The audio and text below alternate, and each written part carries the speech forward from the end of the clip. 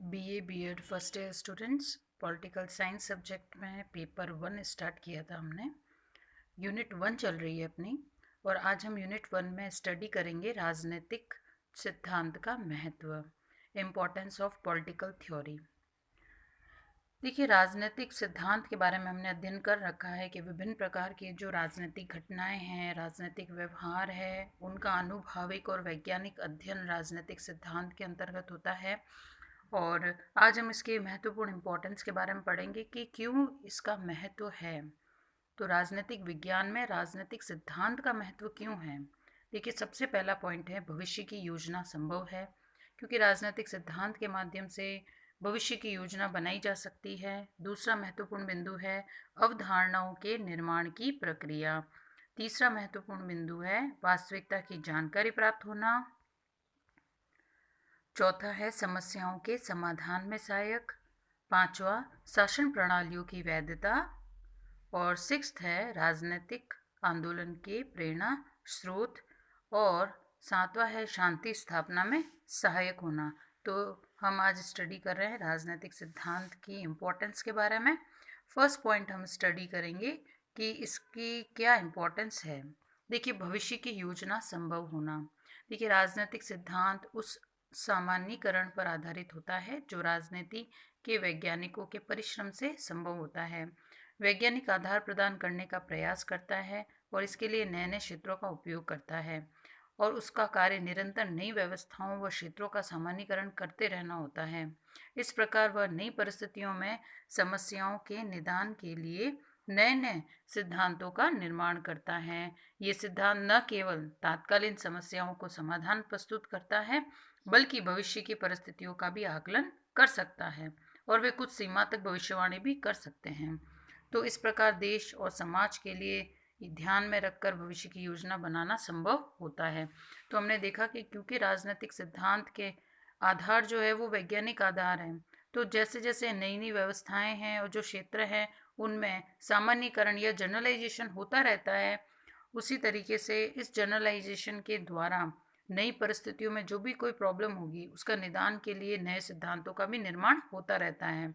और ये जो सिद्धांत, जिन नए सिद्धांतों का निर्माण होता है, ये तात्कालीन समस्याओं का तो समाधान करता ही है, बल्कि इसके साथ में भविष्य में भी किसी तरीके की कोई परिस्थितियों के आकलन के लिए भी ये मदद करता है। तो इस तरीके हम कहते हैं कि जो राजनीतिक सिद्धांत है, क्योंकि उसका आधार वैज्ञानिक है, नए नए तथ्यों की खोज होती है, नए नए सिद्धांतों का प्रतिपादन होता रहता है, तो राजनीतिक व्यवहार से संबंधित जो समस्याएं हैं उनका समाधान जिस तरीके से प्रस्तुत होता रहता है, उसी तरीके से नए सिद्धांतों के निर्माण से, नए सिद्धांतों की व्यवस्थाओं से हम भविष्य का भी आकलन कर सकते हैं, जो कि बहुत ही महत्वपूर्ण है। दूसरा है अवधारणाओं के निर्माण की प्रक्रिया संभव। अवधारणा मतलब जो कॉन्सेप्ट होते हैं। देखिए, राजनीतिक सिद्धांत तथ्यों का संग्रह करके नए शोध करने के लिए प्रेरित करता है। तो ये हमें पता है कि क्योंकि तथ्यों का कलेक्शन किया जाता है, जो आनुभाविक सिद्धांत जो हमने पढ़ा था, जो कि आधुनिक राजनीतिक सिद्धांत है, उसके अंतर्गत हमने पढ़ा था कि जो राजनीतिक शास्त्री होते हैं, वे स्वयं राजनीतिक व्यवहार के अध्ययन के लिए वे तथ्यों, आंकड़ों सभी का एकत्रीकरण करते हैं और फिर निर्माण करते हैं नए सिद्धांतों का। तो डेविड स्टन द्वारा प्रतिपादित राजनीतिक व्यवस्था का आधार निवेश और निर्गत विश्लेषण है। इसमें मांगों व समर्थनों के रूप में निवेश का संग्रह करके राजनीतिक प्रक्रिया के माध्यम से संभव होता है। मांगों के निर्गत रूप में परिवर्तन की प्रक्रिया समाज में निरंतर चलती रहती है। तो इन्होंने एक एग्जाम्पल दिया है कि कैसे कॉन्सेप्ट के निर्माण की प्रक्रिया संभव होती है। ईस्टन द्वारा प्रतिपादित यह सिद्धांत अवधारणा तथ्यों के संग्रहण व शोध को प्रोत्साहित करती है और सिद्धांत शास्त्रियों का दिशा निर्देश भी करती है। यह प्रक्रिया किसी विशेष काल में विकास की अवस्था के मूल्यांकन में भी संभव है। तो इस तरीके से तीसरा इम्पोर्टेंट पॉइंट है वास्तविकता की जानकारी। देखिए, राजनीति के जो सिद्धांतकार हैं, जो राजनीति में सिद्धांतों को प्रतिपादित करते हैं, वे सिद्धांत के कार्य का जो संपादन है उसे करने से पूर्व समाज में जो विद्यमान जो भी सामाजिक, आर्थिक और जो राजनीतिक परिस्थितियां हैं और जो समाज की इच्छा है, आकांक्षा है, प्रवृत्तियां हैं, उन सब का अध्ययन करते हैं और उसे उजागर किया जाता है। तो ये सभी वास्तविकता है किसी भी समाज की, तो उसे उजागर किया जाता है और सिद्धांत निर्माण के लिए उसके द्वारा दिए गए सामाजिक सर्वेक्षण के माध्यम से सर्वे किया जाता है, सोशल सर्वे जिसको अपन कहते हैं। इस जो सर्वे किया जाता है उसके माध्यम से समाज की जो वास्तविक कुरीतियां हैं, जो अंधविश्वास है, उसको उजागर किया जाता है, जिससे कि समाज में अनुशासन रहता है, समरसता रहती है और एकता के भाव निर्मित हो सकते हैं। तो वास्तविकता की जो जानकारी है वो राजनीतिक सिद्धांतकारों के माध्यम से की जा सकती है, क्योंकि जब वो ये कार्य करते हैं सिद्धांतों का निर्माण, तो उस समय जो समाज के अंदर सामाजिक आर्थिक राजनीतिक परिस्थितियां होती है और समाज का जो एक प्रोफाइल होता है उसकी वो अच्छे से स्टडी करते हैं। अगर उस समाज में किसी तरीके की कुरीति या अंधविश्वास है तो उसको भी उजागर करते हैं। उसके बाद में जो है सिद्धांतकार किसी भी सिद्धांत के कार्य का संपादन करते हैं। तो वास्तविकता की जानकारी हमें राजनीतिक सिद्धांत के माध्यम से मिलती है।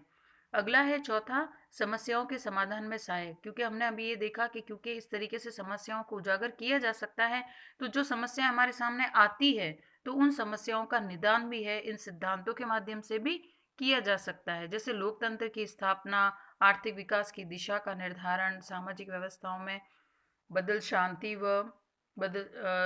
व व्यवस्था की दिशा निर्धारण, सामाजिक विकास के मार्ग का निर्धारण आदि समस्याओं के निदान के लिए सिद्धांत महत्वपूर्ण मार्गदर्शक के रूप में ये कार्य करते हैं।